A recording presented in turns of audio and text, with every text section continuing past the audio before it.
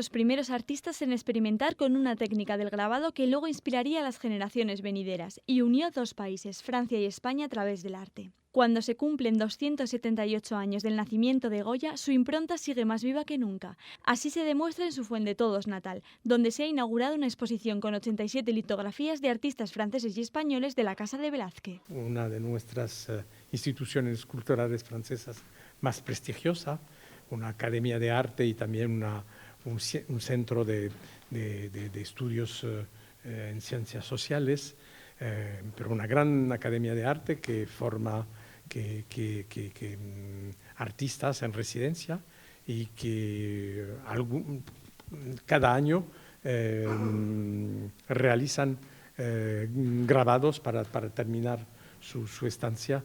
En blanco y negro, la mayoría sin título y de temáticas diferentes. Los grabados también tienen sello aragonés, pues hay 7 artistas de la tierra que han hecho la residencia artística en la Casa de Velázquez gracias a la DPZ.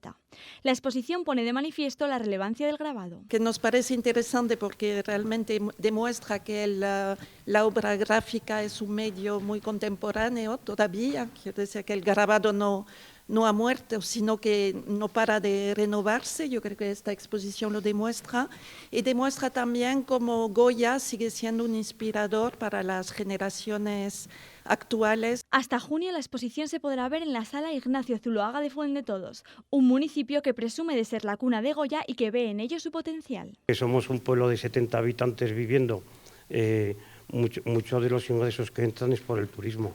Entonces, estas exposiciones son las que hacen que se mueva el turista y así que los negocios de Fuendetodos y la despoblación no nos afecte mucho. Desde Fuendetodos ya trabajan en el aniversario de la muerte de Goya en el 2028.